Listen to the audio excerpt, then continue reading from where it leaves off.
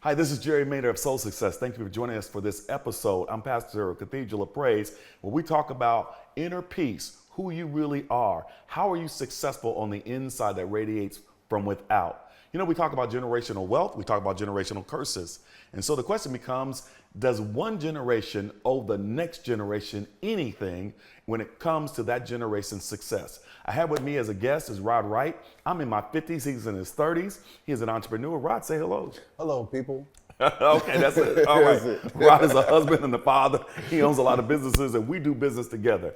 And so one of the things is we're always having conversations about life. And I thought it would be good to change it up instead of me just talking, to bring somebody on so we can have a conversation. And the conversation I have for you, Rod, and it's personal, but it's also general.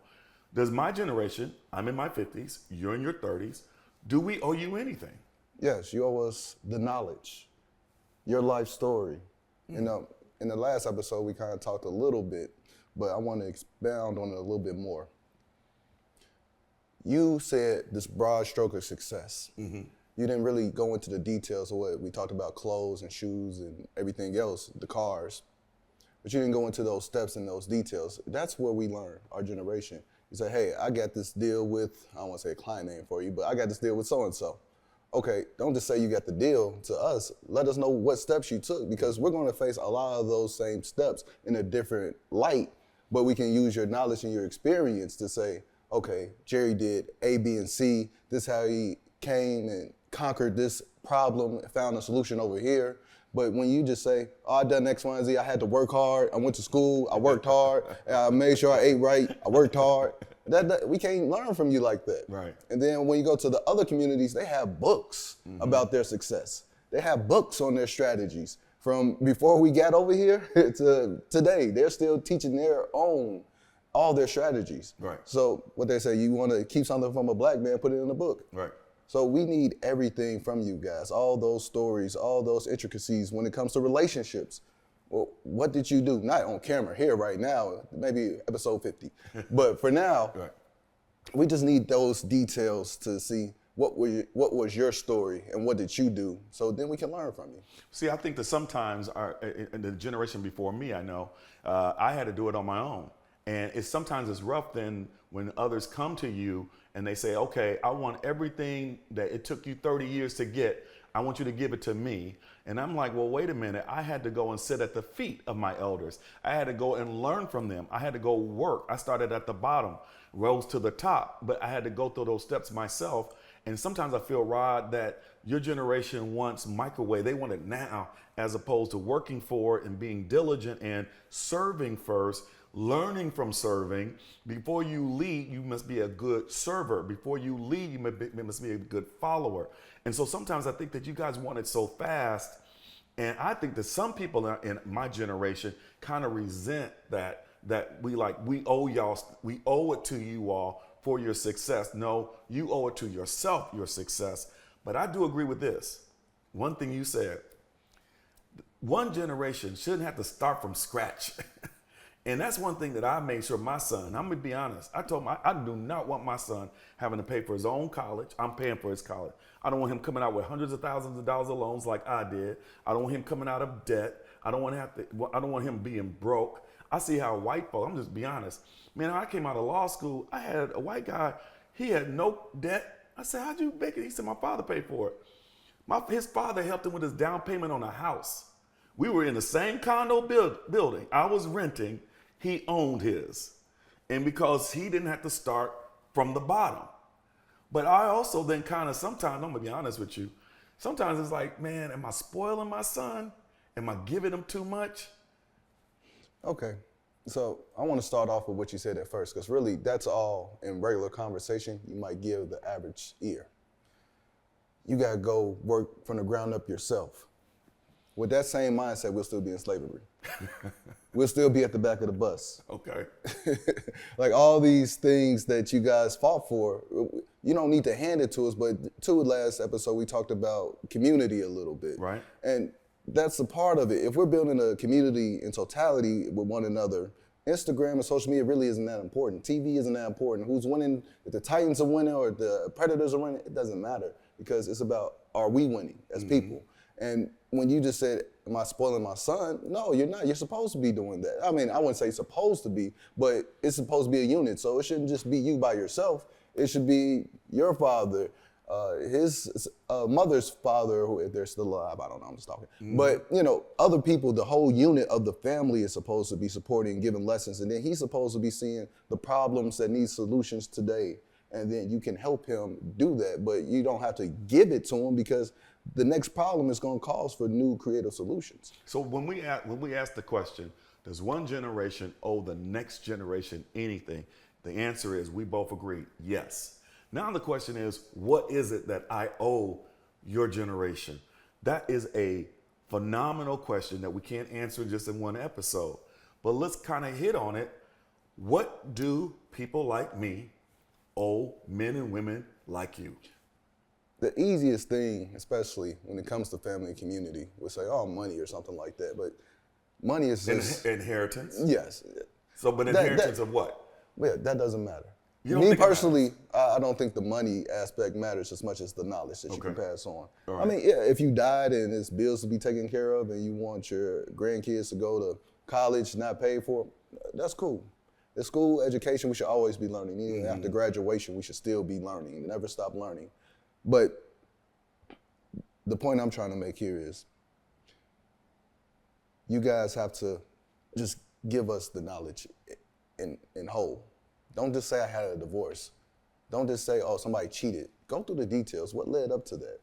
What were the signs that you saw that say, well, one time I missed this meeting with her that we were supposed to go on a date, and I had to work.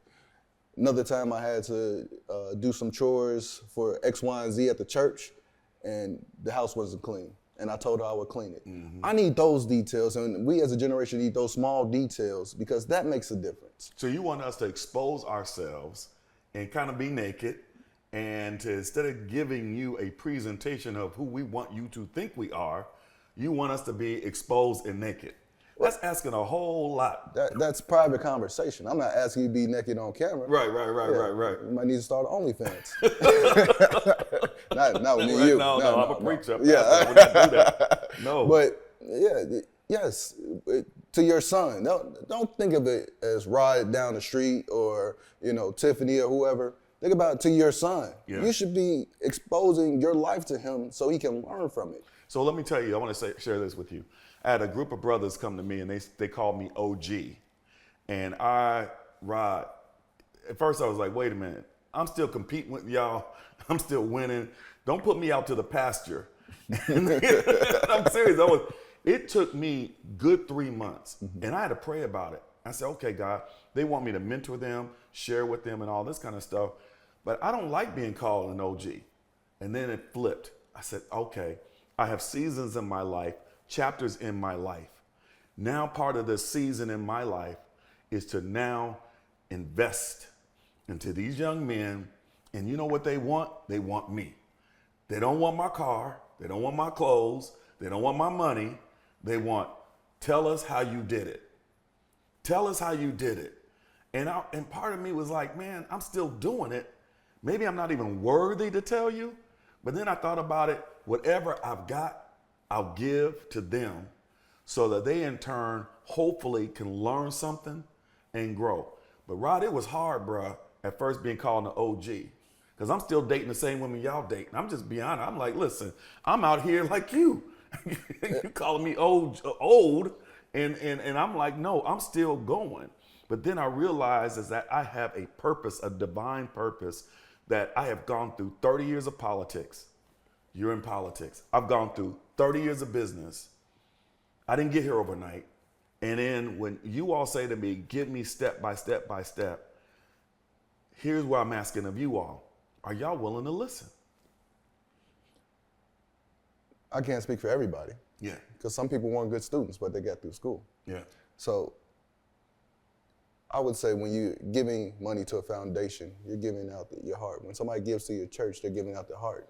You can't judge what people do with that money because you gave in a genuine fashion. Right. If you're giving out your knowledge in a genuine fashion, it might be 30 people who that you met and spent time with that may not have received your lessons, but then it might be the 31st through 120 that love everything you're saying. Do you all respect our generation? Yes. Now, when you guys say, hey, boom, we used to walk a mile to work and we had to do X, Y, and Z. It's like No. We had to walk a mile to work uphill both times and back was uphill. in the rain, in the snow. Snow. Yeah. And when you talk stories like that, even, people, I'm born in the 90s. Right. But people in the 80s now, or people in the 70s, it's like, what's that have to do with today? Well, you're giving me news that I can't use. The story is good one time, but over time, it's like I don't hear these same hardship stories. Right. If your life is so hard, then what did you build up to give to us then? Right. Because that's what the journey is for. No matter if you walk in the snow or you drive in a snowstorm, you just have to keep building where you can give to others, because this whole world is built off service. Sometimes people take service in a wrong way, and we can see what happens in the news when people do things the wrong way, but it's a lot of good folks out there. And that's why I say we got to turn off the TV, the cell phone sometimes. Let's talk to one another like this and just learn from people and their experiences when it comes to the older generation versus the younger generation, because you guys have a lot of wisdom and you can teach. If you go through those details, you're going to eventually hit a topic in anybody's life that say, oh, wow, no, I felt that with so-and-so. Right. I think the authentic connection is important between the generations, and we have to figure out how we connect. I want to encourage you that if you are someone who has found an area of success or expertise, that you connect with somebody, like Rod said, it doesn't have to be for an entire world. Maybe find one or two people that you can mentor. Find one or two people who will listen. Find one or two people that you can share. I've learned this also from Rod. I learned from him because I have a disconnect with the next generation. I don't know a lot of the lingo. I don't know a lot what's going on. There are things that you all are facing that I did not have to face. So we learn together. I grow because of my relationship with Rod. And I encourage you, find somebody that you can mentor, find somebody that you can serve, find someone that you can give wisdom to. And I believe that then the next generation will be even better. Here's my final word. I want the next generation, my son, to be better than me and better than our generation. I hope you feel the same. That's how we have soul success. We'll see you next time.